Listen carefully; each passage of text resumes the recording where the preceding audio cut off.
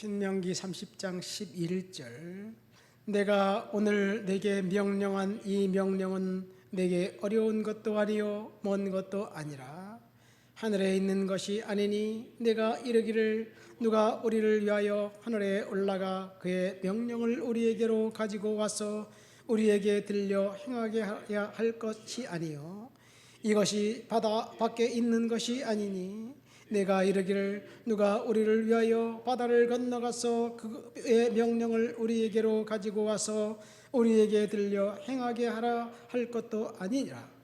오직 그 말씀이 내게 가까워서 내 입에 있으며 내 마음에 있은즉 내가 이를 행할 수 있느니라. 보라, 내가 오늘 생명과 복과 사망과 화를 내 앞에 두었나니 곧 내가 오늘 내게 명령하여 내 하나님 여호와를 사랑하고 그의 모든 길로 행하며 그의 명령과 규례와 법도를 지키라 하는 것이라. 그리하면 내가 생존하며 번성할 것이요 또 내 하나님 여호와께서 내가 가서 차지할 땅에서 내게 복을 주실 것임이니라. 아멘. 하나님께서 축복과 저주를 동시에 앞에 두고 명령을 순종하라 그러면 축복받을 것이고 명령을 순종하지 않으면 하나님께서 디자인해 놓으신 축복을 받을 수 없다는 이야기를 하고 있습니다. 신명기는 모세가 가나안 땅 젖과 꿀이 흐르는 땅을 눈앞에 두고 산 꼭대기에 올라가서 백성들을 이제 향해서 그 약속의 땅을 바라보면서 했던 고별 설교 4편을 모아서 편집한 것입니다. 오늘 우리가 읽은 본문은 신명기 30장이니까 4번째 고별 설교, 마지막 설교의 결론에 해당하는 부분입니다. 모세는 지금 비장한 각오를 가지고 백성들에게 선포합니다. 나는 그 땅에 들어갈 수 없지만 너희들은 그 땅에 들어가서 하나님께서 주신 축복을 마음껏 받아서 누리고 그리고 하나님 앞에 순종해라 그런 이야기를 합니다. 40년 동안 어떻게 하나님이 너희들을 돌보았는지 잊지 말아라 격려하면서 하나님 앞에 모세가 경고합니다. 하나님의 법을 순종한다면 하나님께서 약속하신 축복을 너희가 받을 수 있지만 반대로 불순종한다면 그 축복은 순종하는 사람들이 받게 될 것이다. 그런 내용이에요. 사실 모세가 설교할 분량으로 볼 때 순종했을 때의 축복에 대한 이야기보다는 불순종했을 때의 저주가 약 4배 정도는 더 많습니다. 아주 불순종했을 때 저주에 대해서 구체적으로 조목조목 설명합니다. 근데 목사님들이 설교는 불순종할 때 저주는 설교를 거의 하잖아요. 불순종했을 때 그 저주보다는 순종했을 때 축복만 이야기합니다. 어쨌든 오늘은 4번째 설교 마지막 설교 결론 부분으로 모세는 이 설교를 마치고 느보산 꼭대기에서 죽습니다. 그러니까 이 설교는 모세의 유언이기도 합니다. 축복과 저주가 동시에 우리의 눈앞에 있다고 모세가 이야기합니다. 그런데 축복받을 수 있는 방법은 하나님께서 순종하라고 말씀한 그 명령은 어려운 것이 아니라 쉽다라고 이야기합니다. 11절 말씀 보세요.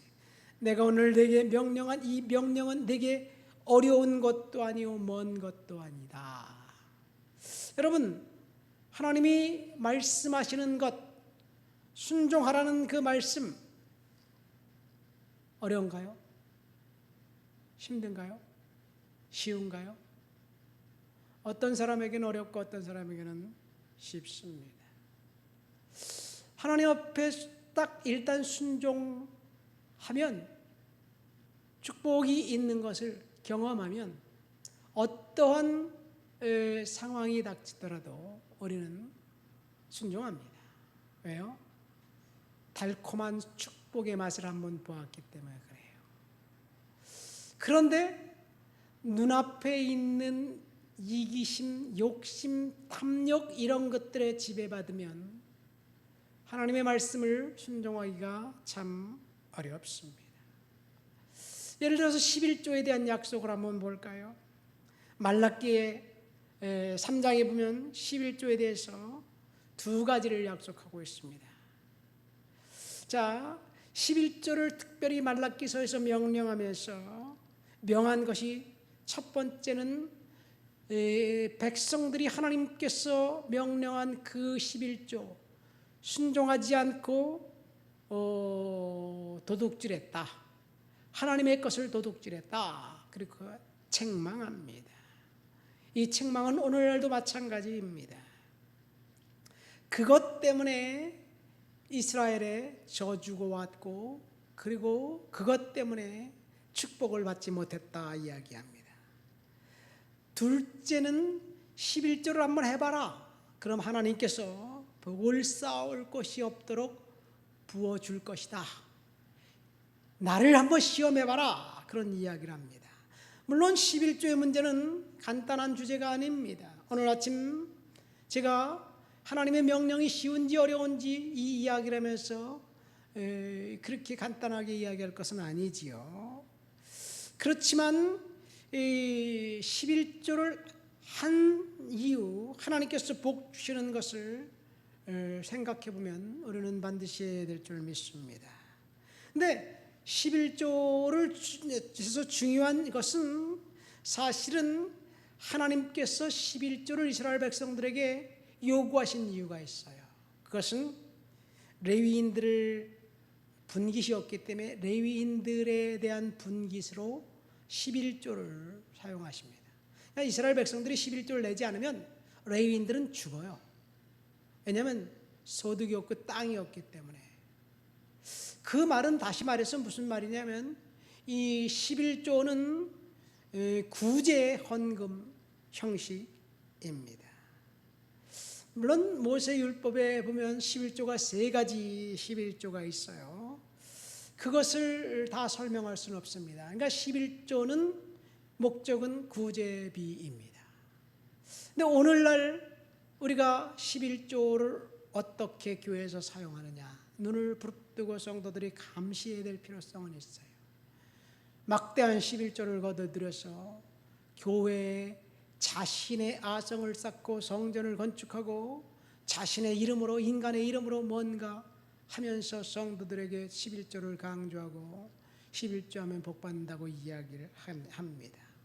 여러분, 이것은 어쩌면 11조 하는 성도들에겐 문제가 없지만 그것을 남용하는 교회와 그것을 남용하는 목회자들과 직원들은 하나님의 심판을 받게 될 것입니다. 그런데 사실은 어쨌든 11조 하나님의 명령이기 때문에 우리는 해야 돼요. 그런데 어렵습니다. 왜 어려워요? 내가 쓸 돈도 모자란데 어떻게 10분의 1을 떼어내고 어떻게 살 수 있느냐? 결코 살 수가 없어요. 이것이 우리의 구조입니다. 왜요? 내가 필요한 것을 먼저 지출하고 그리고 과소비에 우리는 영향을 받고 있기 때문에 그렇습니다. 얼마나 많은 돈을 벌든지 항상 수입보다는 지출이 우리들의 삶에는 많게 돼 있어요. 그것이 오늘날 산업 구조가 그렇게 돼 있고 사람들의 의식 구조가 그렇게 돼 있기 때문에 그렇습니다. 그렇기 때문에 영원히 하나님의 말씀을 순종할 수 없어요. 하나님 우선으로 생각한다면 우리는 쉽게 하나님의 명령을 순종할 수 있습니다. 오늘 출애굽기 오늘 본문 말씀 보세요. 하나님께서 가나안 땅에 정착했을 때 그들이 그 땅에서 어떻게 살아야 할지를 순종해야 할 그 명령을 하고 있습니다. 15절 말씀 보세요. 보라, 내가 오늘 생명과 복과 사망과 화를 내 앞에 두었다. 생명과 복, 사망과 화. 내가 오늘 네게 명령하여 내 하나님 여호와를 사랑하고 그 모든 길로 행하며 그의 명령과 규례와 법도를 지키라. 그리하면 내가 생존하고 번성할 것이요 하나님께서 내가 차지할 땅에서 내가 내게 복을 주겠다 말씀하셨어요. 여러분, 생명과 복, 사망과 화가 우리 앞에 있습니다. 축복과 저주가 우리 앞에 있습니다. 모세는 이스라엘 백성들에게 너희들이 살기 위해서 생명을 택하라고 강조합니다. 권면합니다. 너희들이 무엇을 선택하느냐에 따라서 축복과 저주가 동시에 너희 앞에 있다. 하나님의 말씀을 선택하고 하나님을 사랑하고 하나님 앞에 순종하고 충성해라는 이야기예요.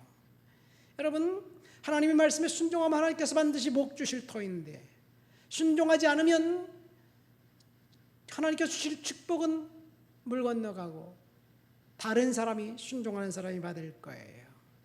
이것이 하나님께서 저와 여러분들 앞에 디자인해 놓으신 은혜입니다.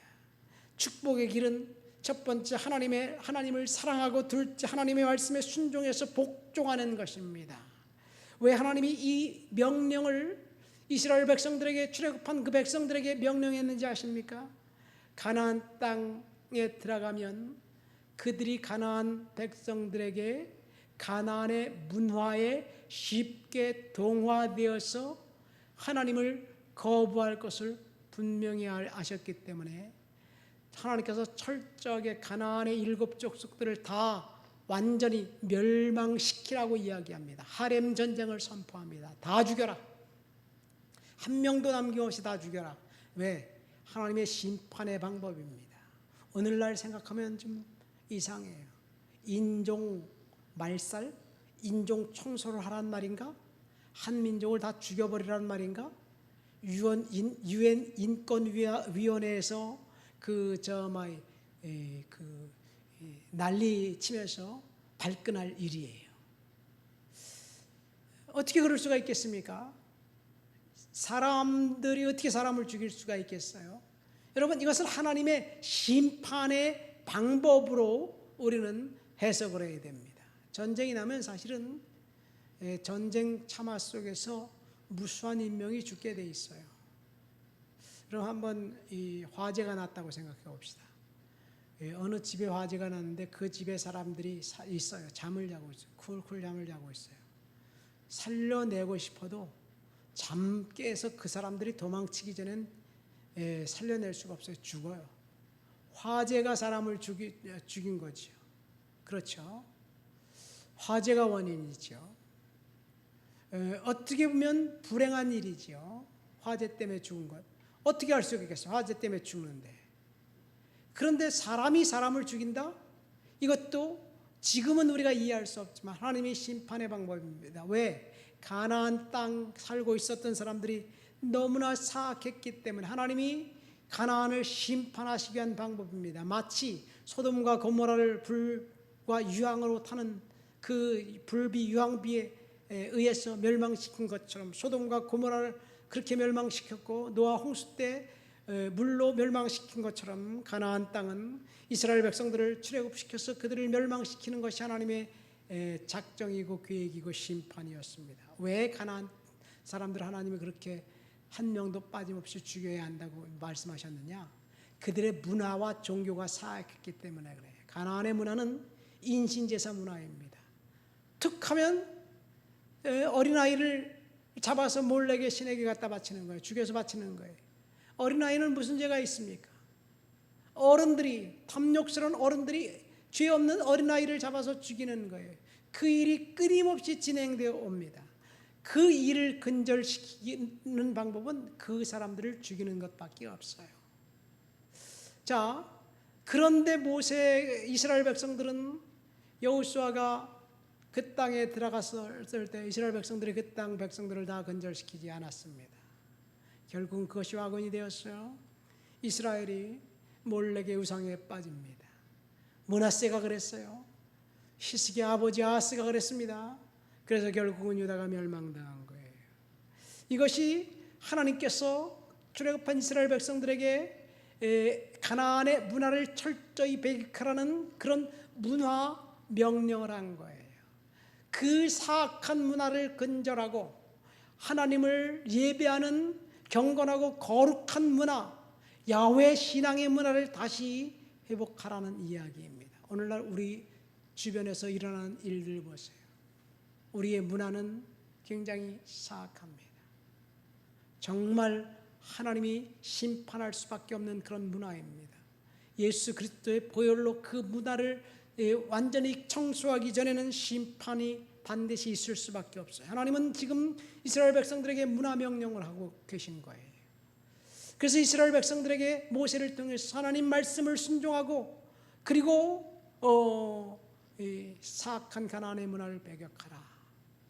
이것이 명령과 규례와 법도를 지키라는 주님의 명령입니다.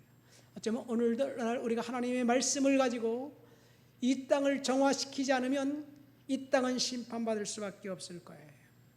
동성애 계속해서 이슈입니다. 특별히 동성애가 교육계를 파고들었어요. 이제는 학생들에게 동성애가 자연스러운 것이 돼버렸어요. 아이들 교과서에 그렇게 이미 나왔어요. 이미 우리도 모르는 사이에 우리가 그냥 뒷짐지고 있는 사이에 사탄은 엄청나게 많은 일을 이미 진행시켜 버렸어요. 지금이라도 우리는 철저하게 거룩한 예수 그리스도의 보혈과 은혜의 문화, 거룩한 문화를 회복시키기 위해서 노력해야 될 줄 믿습니다. 축복과 저주가 우리의 눈앞에 있습니다. 하나님 앞에 순종하면 축복이고 불순종하면 저주입니다. 그런데 하나님 앞에 순종하는 것이 쉬울까 어려울까? 오늘 본문에 보면 쉽다. 그런데 우리는 어렵게 그 명령을 생각합니다. 우리는 하나님의 말씀 가운데서 돌아가서 쉬운 하나님의 명령을 따라서 오늘도 순종하며 믿음으로 살아가시게 되시기를 예수님의 이름으로 축원드립니다. 하나님 아버지 감사합니다. 축복과 저주의 두 길이 우리 눈앞에 있을 때 우리가 하나님의 명령, 규례, 법들을 지키고 순종해서 하나님 은혜 가운데 오늘도 살아가도록 도와주시옵소서. 예수님의 이름으로 기도합니다. 아멘.